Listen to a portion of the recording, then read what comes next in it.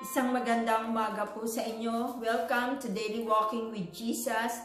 At salamat po sa pagsama sa akin sa umagang ito para pagsaluhan pong muli natin ang salita ng Diyos. Ito po ay matatagpuan sa Gawa chapter 12, verse 1 to 5 at sa verse 12 to 17. Nang panahong ding iyon, sinimulang usigin ni Haring Herodes ang ilang kaanib ng iglesia.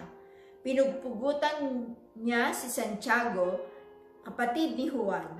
Nang makita niyang ito'y kinalugod ng mga Hudyo, si Pedro naman ang kanyang ipinadakip. Nangyari ito noong pista ng tinapay na walang libadura. Pagkadakip kay Pedro, ito'y ikinulong at pinabantayan sa 4 na pangkat na tig-4 na kawal. Ang balak ni Herodes ay iharap siya sa bayan pagkatapos ng pista. Kaya't nanatiling nakabilanggo si Pedro sa pantalang siya'y taimtim na ipinananalangin ng iglesia. Pagpalain ng Diyos ang pagkakabasa ng kanyang salita. Ngayon pong umaga, ang nais kong ibahatid sa inyo ay ang isang magandang mensahe na ang Panginoon ay Diyos na tumutugon sa ating mga panalangin. Dito po sa binasa nating kwento, ang church po ay pinag-uusig muli. At si Pedro po ay hinuli at ikinulong.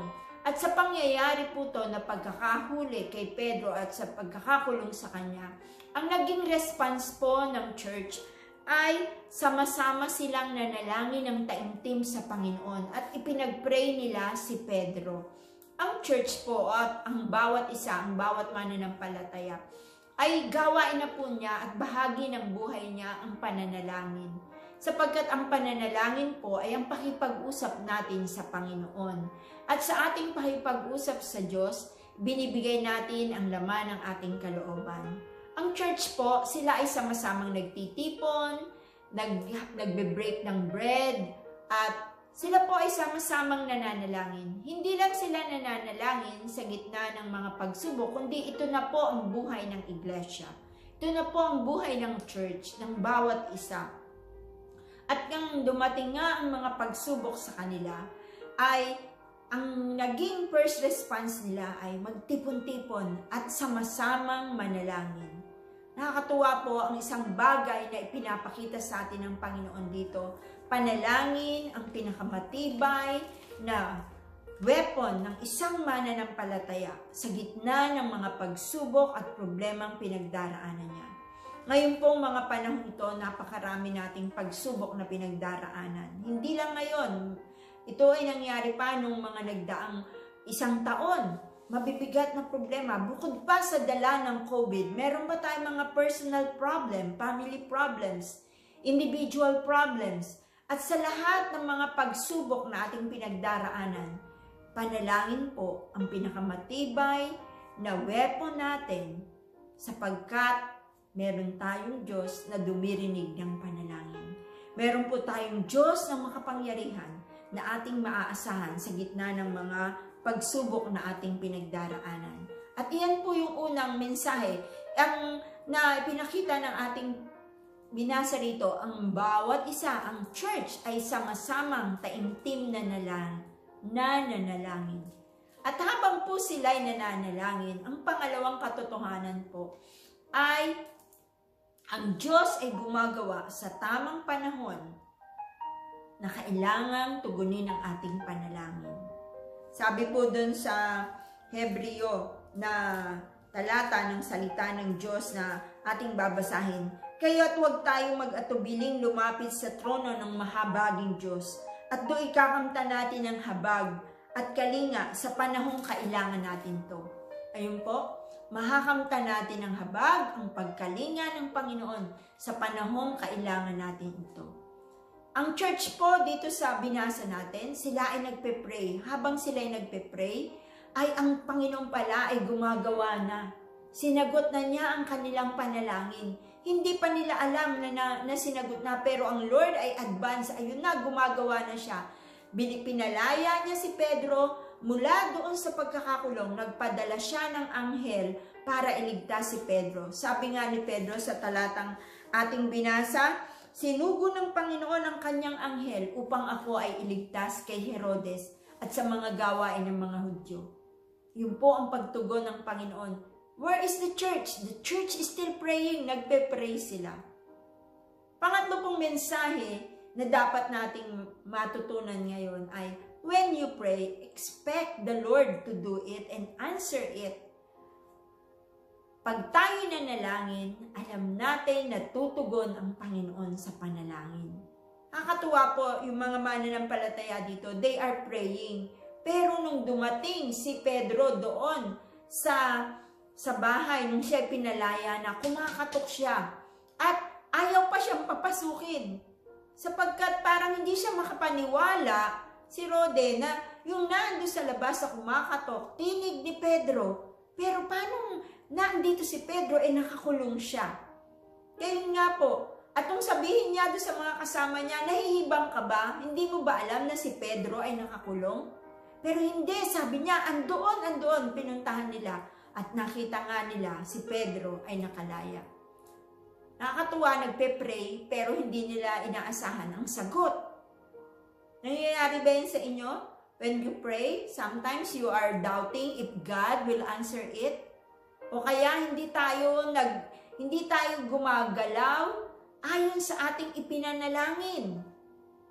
Para bang nagpe-pray ka na, Lord, bigyan mo po kami ng aming kakanin kasi ano po. Tapos, para bang hindi ka nag-e-expect na may darating, biglang may dumating. Sabi, naku talaga? Sumasagot talaga ang Panginoon. Parang nagtataka pa tayo na sinagot ng Panginoon ang ating panalangin. Ganito yung nangyari sa mga alaga dito sa church na nagpe-pray. Nagulat pa sila na si Pedro ay nakalaya. Ang Diyos po ay tunay na sumasagot sa mga panalangin. Sabi po niya sa Jeremias 33:3, at alam nyo ang verse na ito. Sabi po, kung tatawag ka sa akin, tutugunin kita, at ipapahayag ko sa iyo ang mga bagay na mahiwaga na hindi mo nauunawaan. Kapag tayo tumawag, kapag tayo lumapit sa Panginoon, sasagutin niya ang ating panalangin. Tunay pong sumasagot ang Diyos sa panalangin. Maaring ang sagot niya ay oo. Bago mo sinasabi mo pa lang, sinasagot na. Katulad na nangyari sa ating binasang talata. O maari namang ang sagot sa iyo ng Panginoon ay mag-intay, sapagkat may perfect timing palagi sa Panginoon. In His time, He makes all things beautiful in His time. Sa tamang oras, sa tamang panahon, ang sagot ng Panginoon ay palaging maganda para sa iyo. Sa mga taong marunong mag-antay, hindi nawawala ng pag-asa sa pananalangin. Keep on praying. Minsan naman ang sagot ng Panginoon ay hindi, sapagkat ito ay makakasama sa atin. Hindi ipagkakaloob ng Panginoon. Sinasara niya ang pintuan ng mga opportunities, sapagkat hindi iyon ang para sa iyo. Minsan ang isang anak ay nagsasabi, Nay, gusto ko pong pumunta sa gantong lugar. Sasabihin nanay niya, hindi anak, pwede. Dahil ngayon may maraming COVID. Di po ba, sinagot din siya ng kanyang nanay na hindi? Dahil hindi makakabuti sa kanya? Ganun din po ang nangyayari sa atin. Hindi ibibigay ng Panginoon ang hindi makakabuti para sa atin. And we just have to trust the Lord because the Lord knows best. Alam ng Panginoon ang higit na makakabuti para sa atin. Ang kailangan na makita sa atin ay buong pagtitiwala. Meron namang mga nananalangin na hindi nakakatanggap ng katugunan.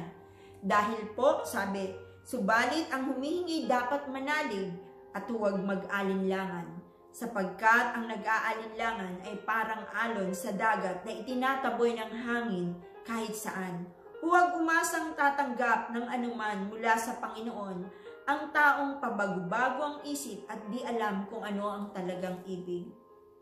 Tayo po ba ay merong yung one desire na kapag pinag-pray natin to, we are eager about that prayer? Talagang ito ang ating panalangin? O tayo ay nananalangin na, pwede naman hindi yan sagutin ni Lord, okay lang. Tayo ba ay ganun kasidhi na lumalapit sa Panginoon about something or about one matter na pinagpe-pray natin?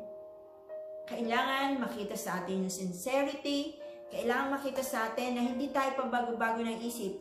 At sabi nga, we come with faith in the Lord Jesus Christ. Ang hindi lumalapit ng ang lumalapit ng walang pananalig ay hindi nakakatanggap ng kasagutan.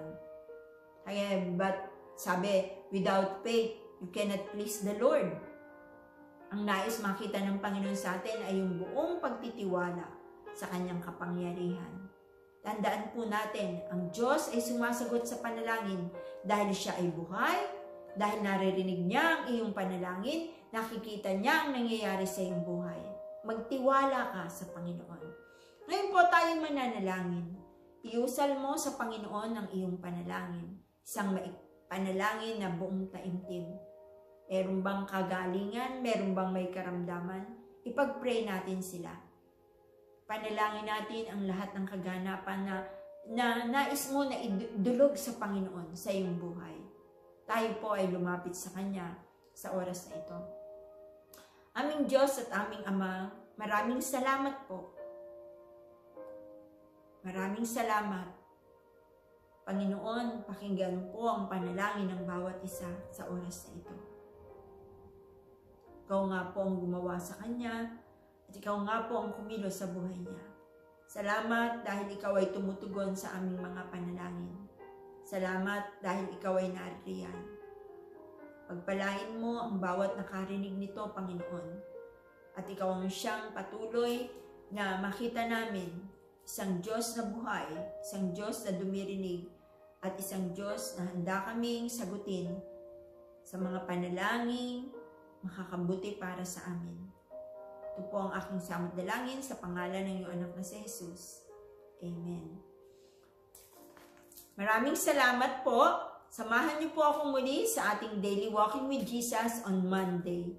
Sa Sunday po ay wala tayong video dahil po lahat tayo ay naghahanda na makinig sa salita ng Diyos na pinapakinggan natin sa ating simbahan, sa ating church, sa bawat isa na dumarako sa Panginoon sa araw ng linggo para sumamba. Pagpalain po kayo and God bless you.